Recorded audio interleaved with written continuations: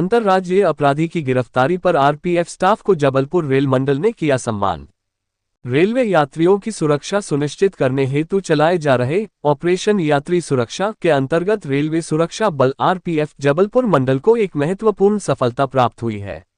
RPF team ने विभिन्न राज्यों में वांछित एक अंतर्राज्यीय शातिर आदतन अपराधी को सतर्कता, साहस एवं उत्कृष्ट पेशेवर दक्षता का परिचय देते हुए गिरफ्तार किया, जिस कारण आज जबलपुर आरपीएफ स्टाफ का रेल मंडल ने सम्मान समारोह का आयोजन किया।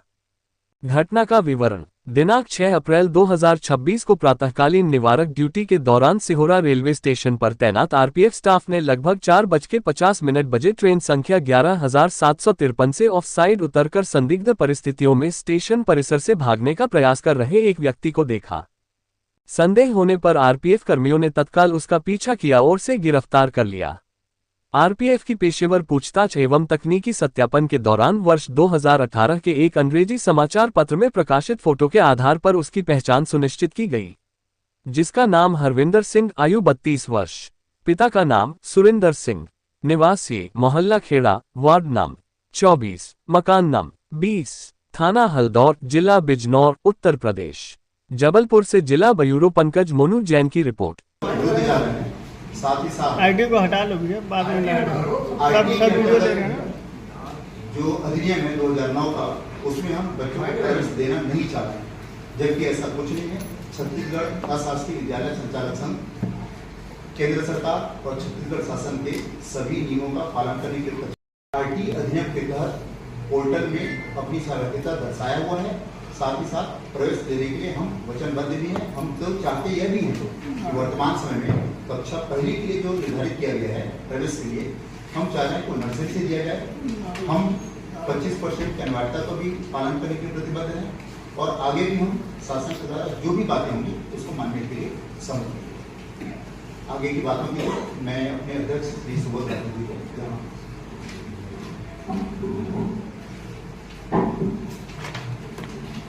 आप सभी पत्रकार साथियों का मैं हार्दिक अभिनंदन करता हूं और आपका आभार व्यक्त करता हूं कि आज की इस वार्ता में आप सब हमारी बात को सुनने के लिए उपस्थित हुए और आपके माध्यम से जनता तक हमारा विषय जाए, ऐसा मैं आपसे सादर आग्रह करता हूं। मनोज पांडे जी ने एक आपको संक्षिप्त जानकारी दी। प्राइवेट स्कूलों के संबंध में काफी समय से कुछ मीठा ऐसा चल रहा है, तो इसलिए हमको ऐसा लगा कि यहाँ पे आके कुछ विषयों को स्पष्ट करना चाहिए।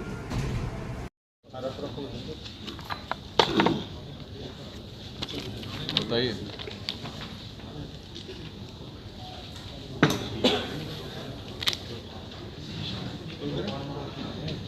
सर, रेलवे और उसका महकमा लगातार तकनीकी तौर पर अपग्रेड हो रहा है और अभी एक बड़ी कामयाबी जो है वो हासिल आरपीएफ ने की है। एक कुख्यात मोस्ट वांटेड थीफ को अरेस्ट किया है।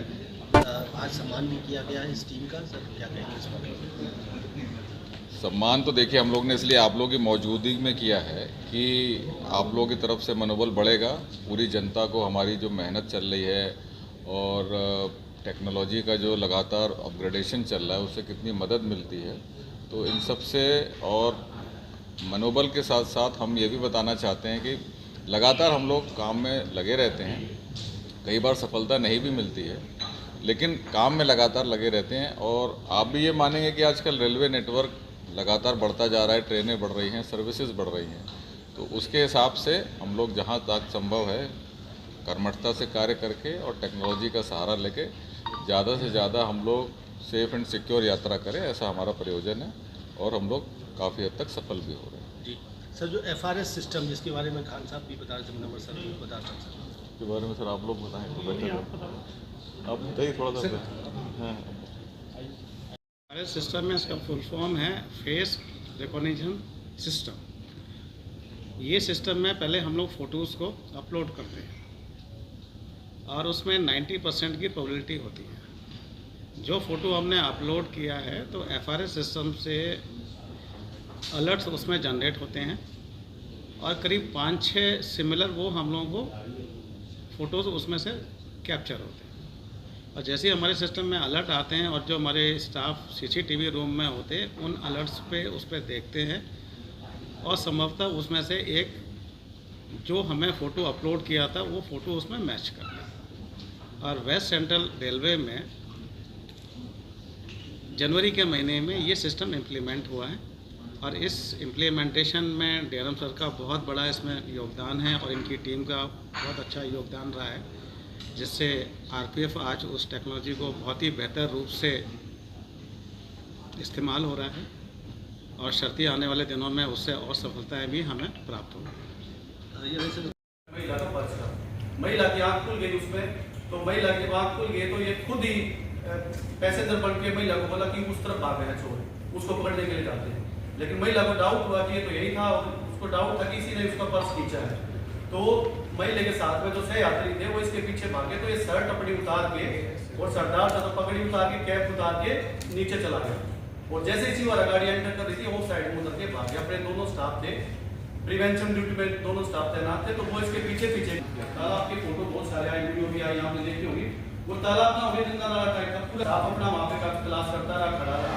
जब नहीं दिखा तो हमने भी सोचा कि हो सकता है ऐसा नहीं हो कि अंदर ही रह गया हो, तो फिर सिविल पुलिस को बताया गया, गोताखोर भी बुलवाए गए। उसके बुलवाने के बाद में इसको जब सर्च कर रहे थे तो ये कोने में जाके और उसी में जो डंठल थी कमल के नाम की बिल्कुल फिल्मी स्टाइल में छिपा हुआ था। जैसे ही कोई देखता तो उसके अंदर आरपीएफ का सम्मान हुआ, क्या देख देखिए बहुत ही अच्छा लगा पूरी टीम को ही। आज सुबह ही हमारे कमांडेंट साहब ने बताया कि आईजी साहब और डीआरएम साहब टीम के काम से काफ़ी खुश हैं और उन्होंने अभी बुला के सभी टीम का फेलिसिटेशन किया है यहाँ पे और 21,000 रुपये नगद प्राइस पूरी टीम को दिया है। ये बड़ी कार्रवाई के तहत जो आरपीएफ के लिए एक बहुत बड़ा चैलेंज था, कैसे क्या ये चैलेंज इसलिए था, देखिए ये ना तो इसके पास टिकट थी कोई, ना कोई फ़ोन था इसके पास में, और जब इसको स्टाफ पकड़ने के लिए दौड़ा तो ये तालाब के अंदर कूद गया खुद को छिपाने के लिए। जब स्टाफ आसपास चेक कर रहा था तो अंदर ये तालाब के अंदर चला जाता, फिर झाड़ियों में वहीं पे छिपा रहा तालाब के अंदर ही 5-5.5 घंटे तक ये तालाब के अंदर ही छिपा रहा। इसमें जो सिविल प्रशासन था वहाँ का, सिविल पुलिस थी, खितौला पुलिस, उसने भी हमारी काफ़ी मदद की। उनके गोताखोर वहाँ पे बुलवाए गए। उसके बाद में फिर सिविल प्रशासन और पुलिस प्रशासन की मदद से इसको निकाला गया।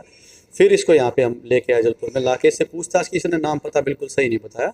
बाद में एक न्यूज़पेपर कटिंग थी, उससे इसका नाम पता मिला। फिर इसका सारा रिकॉर्ड हमारे द्वारा खंगाला गया। रिकॉर्ड में इसके अलग अलग राज्यों में 21 केस रजिस्टर मिले जहाँ पे सभी को इसकी सूचना दी गई। तो इसके स्टैंडिंग वारंट्स हैं। अभी जैसे हमने इसको कल माननीय न्यायालय के समक्ष पेश किया था, तो माननीय न्यायालय द्वारा रेलवे एक्ट में इसको प्रोसिक्यूट करने के बाद में भोपाल जो था जीआरपी, तो उनके सुपुर्द कर दिया गया। अभी आरोपी से कोई किसी प्रकार की जब्ती हुई है क्या? और क्योंकि ये चोरी करने का इसने प्रयास किया था, चोरी कर नहीं पाया था। महिला जो यात्री थी वो जाग गई थी, तो चोरी का प्रयास किया था इसने, चोरी कर नहीं पाया था। जबलपुर पोस्ट से हमको सूचना मिली कि एक अपराधी किस्म का व्यक्ति सियोरा स्टेशन पे ट्रेन रीवा इतवारी जो सुबह 4:45 के समथिंग आई थी, अपोजिट साइड उतरा है। तो हमने सर्च किया तो हमको स्टेशन के पास मिला। उसके बाद जब हमने उसको पीछा किया तो वो बाहर साइड भागते हुए एक तालाब के पास जाके छिप गया। उसके बाद जब हमने सर्च किया तो वो तालाब में मिला। तो उसके बाद जो आदमी था उसकी हमने मतलब कि आधे 1 घंटे वहाँ पे इंतज़ार किया, लेकिन वो तालाब से निकला नहीं। उसके बाद हमने सिटी पुलिस की मदद ली। सिटी पुलिस आई और गोताखोरों की मदद से उसको निकाला। उसके बाद वहाँ से हम लोग अपने पोस्ट पे लेके आए और फिर उसके बाद सारी कार्रवाई। जो आरोपी इतना कुख्यात है, जब आपको मालूम चला कैसा महसूस हुआ? सर अच्छा महसूस हो रहा है अभी तो। नाम बता दिया। मेरा नाम आरक्षक आशीष कुमार यादव।